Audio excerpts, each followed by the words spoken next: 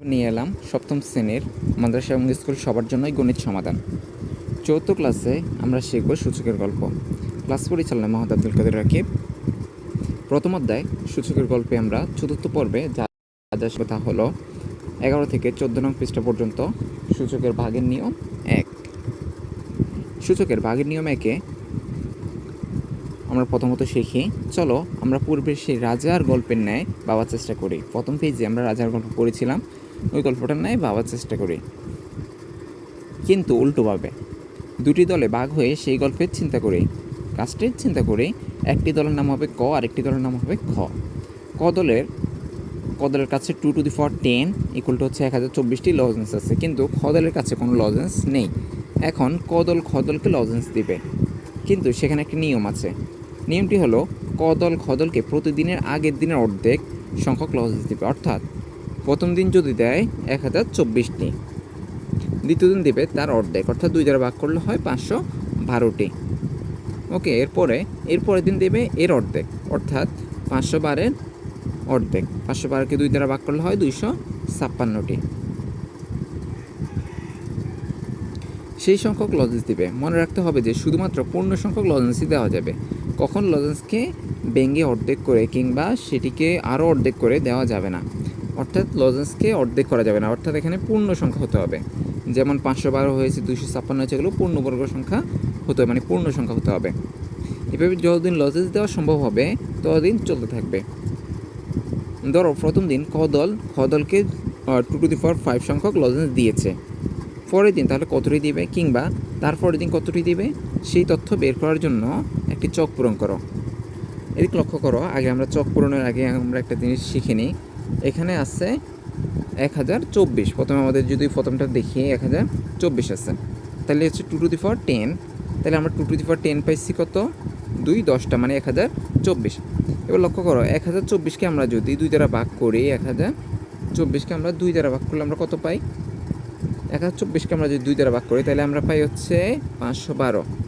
তাহলে এবার 512 আমাদের কয়টা 2 এরকম করলে হয়, 2 গুণ 2 গুণ 2, এভাবে 9টা 9 এরকম করলে আমরা পাই 512। ওকে, দেখো 9টা 9, তাহলে হচ্ছে কি 2 to the power 9 পাই আমরা। ওকে, তাহলে আমরা দেখো এখানে একটা হিসেব পেয়েছি কি, যখন ভাগ করা হয় তখন একটা করে 2 চলে যায়। তাহলে এখান থেকে 10 থেকে 9 চলে গেছে, এর জন্য 8টা, 10 থেকে একটা চলে গেছে, এর জন্য 9টা হয়েছে। এরপরে দেখো 512 পেয়েছিলাম আমরা এরপরের দিন যদি 512কে আমরা 2 ভাগ করি, মানে অর্ধেক করি, তাহলে কত হয় আমাদের, 512কে অর্ধেক করলে হয় 256। ওকে, 256 মানে কত, 256 আমরা যদি গুণ করি তাহলে 2 × 2 × 2, এগুলো 8টা গুণ করলে আমরা পাই 2 to the power 8 আমরা গুণ করলে পাই 256। ওকে, এবার লক্ষ্য করো, এবারও একই সংখ্যায় আমরা এখানে কত পেয়েছি, 2 to the power 8, মানে হচ্ছে কত, 2 8টায় গুণ করার পর আমরা পেয়েছিলাম 256। এরপরে যদি আমরা 2 to the power 7 লিখি, ইকুয়াল টু হচ্ছে 2 7টা, 2 7টা গুণ করলে যত হবে তত আমাদের বের হয়ে যাবে। এখানে নিয়ম আরেকটা সিস্টেম হচ্ছে কি, 256 ভাগ 2। ওকে, 256 ভাগ 2 আমরা বের করলে আমাদের হিসাবটা বের হয়ে যাবে, ভাগ 2। ওকে, ভাগ 2, এই ভাগ করলে আমাদের ফলাফলটা বের হয়ে যাবে। এরপরে লক্ষ্য করো, আমরা চক 1.17, মানে এখানে বলা হয়েছে একটি চক পূরণ করার কথা, বলা হয়েছে। দেখো চকটাও লক্ষ্য করো, এখানে কি দেওয়া আছে, প্রথমে দেওয়া আছে যদি কোনোদিন লজেন্স দেওয়া সম্ভব না হয়, সূচকীয় আকার প্রকাশ করা না হয়, তাহলে সেই সংখ্যকটি ক্রস চিহ্ন দিবে। অর্থাৎ যেখানে কোনো পূর্ণ সংখ্যা হবে না সেখানে আমরা ক্রস চিহ্ন দিব। ওকে, প্রথমে লেখা আছে কত, 2 to the power 5। 2 to the power 5 মানে কত, 2 5টা। এরপরের দিন আমরা যদি হিসাব করতে যাই 2 to the power 4, 2 to the power 5 নিয়ে যদি আমরা আরেক অর্ধেক করতে যাই তাহলে পাই কত, 2 to the power 4। এর মানে কি, 5টা থেকে আমরা 5টাকে 2 দ্বারা ভাগ করব, তাহলে 2 × 2 × 2 এগুলোকে 2 দ্বারা ভাগ করলে আমাদের একটা করে মাইনাস দেয়। যেমন 2 দ্বারা 2 কাটা গেলে আর থাকে কয়টা, 4টা 2 থাকে, তাহলে আমরা এখানে 4টা 2 লিখতে পারি। এরপরে দেখো 2 to the power 5 গেল, এরপরে আমরা পাই 2 to the power 4 পেলাম। ওকে, এবার হচ্ছে 2 to the power যদি আমরা 3 হিসাব করতে যাই, 2 to the power 3 হিসাব করতে গেলে আমাদের হচ্ছে কত, দুই দুই যদি কাটি, দুই দুই যদি ভাগ করে কাটাকাটি করে, তাহলে আর বাকি থাকে কত, 2 3টা। ওকে, এরপর এটা দেখো, এর পরের দিন পেয়েছি কত, আবার এর পরের দিন পেয়েছি আমরা 3টে পেয়েছি। 3টা থেকে যদি আমরা একটা একটা করে কাটি, 2 দ্বারা 2টা যদি ভাগ করি, তাহলে আর থাকে 2টা, 2 × 2। এরপরের দিন লক্ষ্য করো, এরপরের দিন আমরা যদি আর পাই কয়টা, 2টা। 2টা থেকে আমরা যদি আবার কাটাকাটি করি, 2 2 কাটাকাটি করি, আর থাকে একটা, তাহলে 2 থাকে শুধু। এরপরের দিন ষষ্ঠ দিন আমরা কী পেয়েছি, ষষ্ঠ দিন আমরা শুধু 2 পেয়েছি। তাহলে 2 দ্বারা যদি 2টা ভাগ করি, অর্ধেক করি, তাহলে আমরা পাই কত, 0 পাই। তাহলে এই শূন্যটা আমাদের বলছে 0 যখন হবে তখন ক্রস চিহ্ন দিতে বলছে, তখন ক্রস চিহ্ন দেবে। তাহলে আমরা এখানে কী দিতে পারি, ক্রস চিহ্ন। এরপরের দিন দেখো, সপ্তম দিনে আমরা কী দিতে পারি, ক্রস চিহ্ন, কেননা ষষ্ঠ দিন আমাদের হচ্ছে কি, ক্রস চিহ্ন। ঠিক আছে, তাহলে তোমরা এটা অবশ্যই বুঝেছ। হ্যাঁ, এটা বুঝলে দেখো, এইভাবে চকের মাধ্যমে আমরা আগের দিনের লজের সংখ্যা জেনে নিতে পারে। প্রদত্ত লজের সংখ্যা হিসাব করতে পারছো তো? কিন্তু তোমাদের কাছে যদি সরাসরি জানতে চাওয়া হয় চৌদ্দ দিন কয়টি লজেন্স দেওয়া হয়েছে, তুমি কীভাবে বলবে? নিশ্চয়ইভাবে চকের মাধ্যমে তুমি প্রতিদিনের লজেন্স বের করে তারপরে তথ্যগুলো বলবে। ওকে, এবার আমরা পূর্বে সূচকের গুণের পদ্ধতি যেভাবে চকের মাধ্যমে দেখেছি, এখানেও সেভাবে দেখার চেষ্টা করব। তোমরা আবার জোড় এবং বেজোড় রোল দুটি ভাগ হয়ে যায়, অর্থাৎ যাদের রোল নম্বর 5 তারা হচ্ছে, যাদের রোল নম্বর 1 3 5 7 মানে বেজোড়, তারা হচ্ছে 5 নেবে, এবং যাদের রোল নম্বর জোড় তারা 6 নেবে। এটা নিয়ে দুইটা দলেই ভাগ হয়ে যাও। ঠিক আছে, এবার চক 1.9 ভালো করে লক্ষ্য করো, এটার সাহায্যে 1.19 ভালো করে লক্ষ্য করো, এটার সাহায্যে 1.20 মানে 1.20 এটা পূরণ করো। দেখো 1.19 চকের মধ্যে কী দেওয়া আছে, আমাদের গৃহীত সংখ্যা দেওয়া আছে 10, তাহলে আমরা এখানে 10 ধরেছি, যেমন তোমরা এখানে 5 অথবা 6 ধরবে। ওকে, এবার দেখো 10-এর উপর আছে সূচক 4, আর হচ্ছে 10-এর উপর সূচক 2। এবার আমরা দেখি আগের অঙ্কটা যেভাবে করেছি, আমরা এখানে ভাজ্য কত পেয়েছি, ভাগের ক্ষেত্রে প্রথম অংশকে বলা হয় ভাজ্য, তাহলে এই অংশের নাম হচ্ছে ভাজ্য। এরপরে দ্বিতীয় অংশের নাম হচ্ছে ভাজক, দ্বিতীয় অংশের নাম কি, ভাজক। ওকে, তাহলে আমরা ভাগের ক্ষেত্রে 2টা অংশ পেয়েছি, ভাজ্য এবং ভাজক। ঠিক আছে, একটা ভাগের 4টা অংশ থাকে, প্রথম অংশ ভাজ্য, তারপরে ভাজক, এরপর হচ্ছে যেটা আমরা ফলাফল পাই, ভাগ করার পরে যে ফলাফল পাই ওটা হচ্ছে ভাগফল, এবং ভাগ করার পরে কিছু বাকি থাকলে ওটা হচ্ছে ভাগশেষ। ওকে, এবার লক্ষ্য করো, ভাগের ক্ষেত্রে আরেকটা সিস্টেম বলে দিই তোমাদের। এখানে আমরা পেয়েছি কত, 4, এখানে পেয়েছি 10-এর উপর 2, তাহলে 10⁴, 10⁴, 10 স্কোয়ার। তাহলে এদিক লক্ষ্য করো, এখানে আমরা যদি 4 থেকে 2 বিয়োগ করি, সবসময় মনে রাখবে গুণের ক্ষেত্রে সবসময় আমরা করেছি কি, যোগ, এবং ভাগের ক্ষেত্রে আমরা সবসময় বিয়োগ করব। ওকে, তাহলে ভাগের ক্ষেত্রে আমরা যদি বিয়োগ করি, তাহলে এদিক লক্ষ্য করো, তাহলে আমরা এখানে পাই কত, 10, 4টা বাদ যে আমরা পাইছি কত, 10⁴। প্রথমে আমরা এখানে ভাগ করার সিস্টেমটা দেখাই, বিয়োগ সিস্টেম পরে দেখাচ্ছি। তাহলে এখানে কত, 10⁴ মানে কত, 10 4টা, তাহলে 1 2 3 4 10 4টা লিখলাম। এরপরে ভাজক পেয়েছি কত, 10 স্কোয়ার মানে 10 2টা। এবার আমরা যদি কাটাকাটি করি, দেখো কাটাকাটি করলে কি হয় আমাদের, তাহলে আমরা 10 2টা এবং 10 4টা কাটাকাটি করি। মনে রাখবে ভাজ্য সবসময় লবে বসে। লব হচ্ছে কোনটা, লব হচ্ছে একটা ভগ্নাংশের উপর রাশিকে বলা হয় লব, উপর রাশিকে বলা হয় লব, এবং নিচের রাশিকে বলা হয় হর। ওকে, আমরা এটা জানতে হবে আমাদের। তাহলে হর এবং লব আমরা চিনেছি। এবার লক্ষ্য করো, আমরা সবসময় লব বসাবো কোনটা, লব বসাবো উপরের অংশে, অর্থাৎ লব হচ্ছে ভাজ্য এবং ভাজক হচ্ছে হর। ভাজক হচ্ছে কি, হর, আর হচ্ছে ভাজ্য হচ্ছে লব। এটা মনে রাখবে, এটা মনে রাখলে তোমরা বসাতে পারবে। ওকে, এবার দেখো আমরা যদি এখানে পেয়েছি কত, ভাজ্য পেয়েছি 10 4টা, তাহলে 10⁴, আর ভাজক পেয়েছি 10 স্কোয়ার। তাহলে আমরা যদি কাটাকাটি করি, 2টা এবং 2টা কাটাকাটি করি, আর বাকি থাকে কয়টা, 2টা বাকি থাকে, তাহলে আমরা লিখলাম 10 × 10 মানে 10 স্কোয়ার। এরপর রাশিটা লক্ষ্য করো, এরপর রাশি কি আছে, 10⁵ 10 স্কোয়ার। এখানে হচ্ছে কত, তাহলে আমরা ভাজ্য পেয়েছি 10 স্কোয়ার, ভাজক পেয়েছি 10³ আর ভাজক পেয়েছি 10 স্কোয়ার। তাহলে আমরা এখানে কাটাকাটি করতে পারি, 2 এবং 3 কাটাকাটি করতে পারি, তাহলে 10 2টা কাটাকাটি করি, আর বাকি থাকে একটা। ওকে, এরপরে দেখো 10⁴ এবং 10⁴, তাহলে আমরা ভাজ্য পেয়েছি 10⁴, ভাজক পেয়েছি 10⁴, তাহলে আমরা একটা এবং একটা কাটাকাটি করে আর থাকে কয়টা, 3টা। তাহলে আমরা লিখতে পারি 10 কিউব। এরপর হচ্ছে কত, বাহ্য 10 স্কোয়ার আর বাহ্যক হচ্ছে 10⁻1। তারপর আমরা এখানে লিখতে পারি তাহলে 10⁻1 এবং একটা একটা কাটাকাটি করলে আর থাকে 10⁻1। এরপরে দেখো 10⁻1 বাই 10⁻1, তাহলে এখানে বাহ্য হচ্ছে 10⁻1, বাহ্যক হচ্ছে 10⁻1। তাহলে আমরা একটা একটা কাটাকাটি করলে আর কিছু থাকে, 1 থাকে। যখন আমরা সূচকের শূন্য আমরা শিখবো, সূচকের শূন্য পরে শিখি, এখানে আমরা সূচক পেয়েছি কত, 0। ওকে, তাহলে এখানে আমরা যখন কিছু না পাই তখন আমরা 1 বসাই। এটা পরবর্তী শিখবো আমরা সামনে।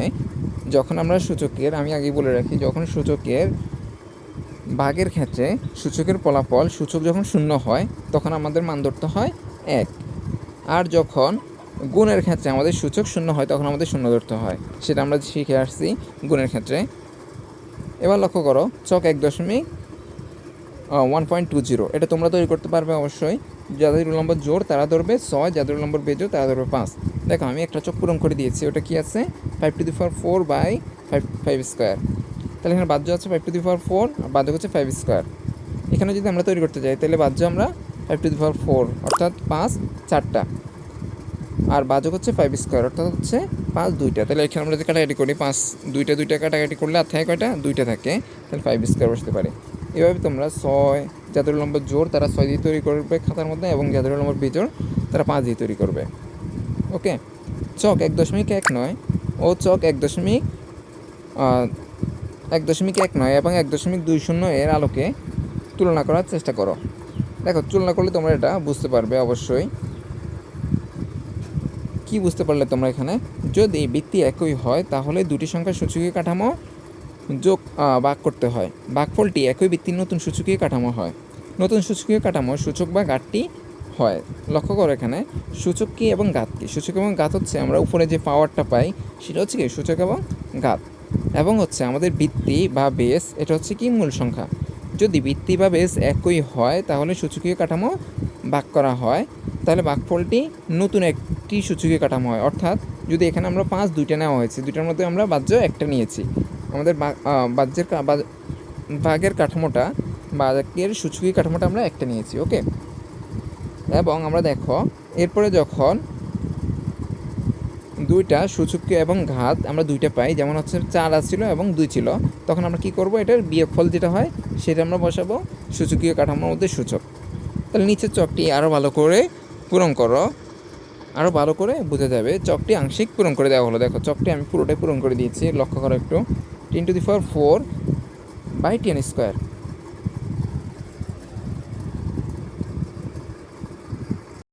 তাহলে এবার লক্ষ্য করো, আমরা এতক্ষণ শিখেছিলাম কি, যখন সূচকীয় আকার ভাগ করতে হয় তখন করতে হয় কি বিয়োগ। তাহলে আমরা পেয়েছি কি, বাহ্য পেয়েছি 10⁴ আর বাহ্যক পেয়েছি 10 স্কোয়ার। তাহলে আমরা এখানে লিখতে পারি 4 থেকে 2, দেখো দুইটারও ভিত্তি কি আছে, একই আছে, তাহলে আমরা 10 একটা নিতে পারি। এরপরে আছে কত, 4 আছে এবং 2 আছে সূচক, তাহলে সূচক আমরা কী করতে হবে, বিয়োগ করতে হবে। তাহলে 4 বিয়োগ 2, তাহলে 4 থেকে 2 গেলে থাকে 2, তাহলে 10⁻10 স্কোয়ার লিখতে পারি। এরপরে 2 নম্বরটা লক্ষ্য করো, 10 কিউব বাই 10 স্কোয়ার। 10 কিউব আর 10 স্কোয়ার, দেখো দুইটার ভিত্তি কী আছে, একই আছে, তাহলে আমরা 10 নিলাম। এরপর হচ্ছে কত, সূচক আছে 3 এবং 2 আছে, তাহলে 3/2 লিখতে পারি। 3 থেকে 2 গেলে থাকে 1, তাহলে 10⁻1। এরপরে লক্ষ্য করো 10-এর উপর আছে বাহ্য আছে 10⁻4 আর বাহ্যক আছে 10⁻1। তাহলে আমরা এখানে লিখতে পারি দুইটাই ভিত্তি একই আছে, তাহলে আমরা 10 ধরতে পারি। আর সূচক দেখো, সূচক আছে 4 এবং 1, তাহলে 4 থেকে 1 বিয়োগ করলে আমাদের ফলাফল বের হয়ে যায়। ঠিক আছে, 4 থেকে 1 বিয়োগ করলে আমাদের কত থাকে, আর 3 থাকে, তাহলে 10 কিউব। এরপরে দেখো, এরপরে আছে কি 10 স্কোয়ার বাই 10⁻1। এখানে আমরা বাহ্য পেয়েছি 10 স্কোয়ার, বাহ্যক পেয়েছি 10⁻1। তাহলে আমরা 2 থেকে 1 বিয়োগ করলে আমাদের ফলাফল এখানে হয়ে যাবে 2 থেকে 1 বিয়োগ করলে থাকে কত, 1, তাহলে 10-এর উপর কত বসবে, 1। ওকে, এবার যদি তোমরা এটা বুঝে থাকো, এই অংশটা বুঝে থাকো, প্রথম অংশটা 1.19, এই প্রাপ্ত অংশটা বুঝে থাকো, তাহলে তোমরা কী তৈরি করবে, 1.20 তৈরি করবে তোমাদের রোল নম্বর দিয়ে। যেমন তোমাদের রোল নম্বর যাদের জোড় তারা 5, আর যাদের রোল নম্বর বেজোড় তারা, যাদের রোল নম্বর জোড় তারা হচ্ছে 6, আর যাদের রোল নম্বর বেজোড় তারা ধরবে 5। ওকে, এবার একই ভিত্তির দুটি সূচকীয় রাশির ভাগফলকে একই ভিত্তির আরেকটি সূচকে প্রকাশ করা সম্ভব। সেই ক্ষেত্রে ভাগফলের সূচকীয় হবে বাহ্যকের সূচকের বিয়োগফল। দেখো এই জিনিসটা তোমরা মুখস্থ রাখবে, এই জিনিসটা মুখস্থ রাখবে। ওকে, এখানে কি বলা হয়েছে একটু লক্ষ্য করো। যদি আমরা দুটি সূচকের রাশির ভাগফলকে একই বৃত্তি, মানে বৃত্তি যদি একই হয়, এতক্ষণ আমি বলেছিলাম বৃত্তি যদি একই হয় তাহলে সূচকীয় আকারে প্রকাশ করা সম্ভব হবে। সেই ক্ষেত্রে আমরা ভাগফলের সূচকটি কী করব, বিয়োগ করব। বিয়োগফলটি হবে আমাদের ভাগফলের সূচকীয় আকার।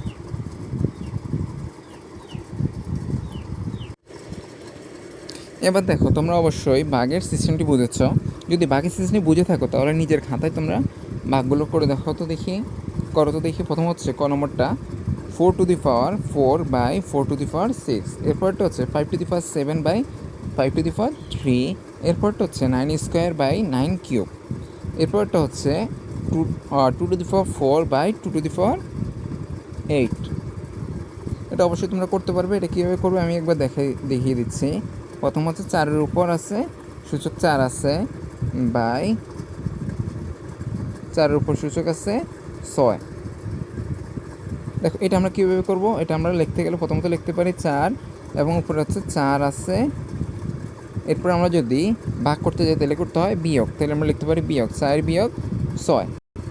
ঠিক আছে, এখানে দেখো এটা ছোটো আছে। ঠিক আছে, তোমরা এটা উল্টো করে লেখো। আমি এখনও ছোটোগুলো এখানে সূচকের ভাগের নিয়ম 2 নম্বরটা দিয়েছি 1 নম্বরটার মধ্যে। যেগুলো ছোটো ওগুলো তোমরা বড় সংখ্যা দিয়ে করবে। ঠিক আছে, এখানে তোমরা প্রথম সংখ্যা 6 ধরবে। ওকে, প্রথম সংখ্যা 6 ধরে করবে। প্রথম সংখ্যা 6, তাহলে 6 বিয়োগ 4 যদি আমরা এখানে লিখি তাহলে 6 থেকে 4 গেলা থেকে 2, তাহলে আমাদের 4 টু দি পাওয়ার 4 স্কোয়ার হয়েছে উত্তর। ঠিক আছে, এভাবে তোমরা বাকি সিস্টেমগুলো করবে। আর এখানে তোমরা এগুলো কয়েকটা রাশি উল্টো করে দেবে, যেমন আমি দাগ দিয়ে দিচ্ছি। প্রথমটা এটা হচ্ছে 4 টু দি পাওয়ার 6 আগে আসবে, 4 টু দি পাওয়ার 4 পরে যাবে। ঠিক আছে, ভাজ্য ধরবে 4 টু দি পাওয়ার 6 এবং ভাজক 4 টু দি পাওয়ার 4। এরপরে আরেকটা রাশি আছে, ওটা হচ্ছে কি 9 স্কোয়ার এবং 9 কিউব আছে। এটার মধ্যে তোমরা ভাজ্য ধরবো হচ্ছে 9 কিউব আর হচ্ছে ভাজক ধরবে 9 স্কোয়ার। ওকে, তাহলে এইভাবে অবশ্যই তোমরা খাতায় উত্তরগুলো করবে। আর ভাগের কোনো কিছু না বুঝে থাকলে অবশ্যই আমাকে জানাবে, সূচকীয় ভাগ। আজ এই পর্যন্তই। ভালো থাকবে, সুস্থ থাকবে এবং পরের ক্লাসগুলো পেতে অবশ্যই আমাদের চ্যানেলটি সাবস্ক্রাইব করবে। আসসালামু আলাইকুম রহমতুল্লাহ।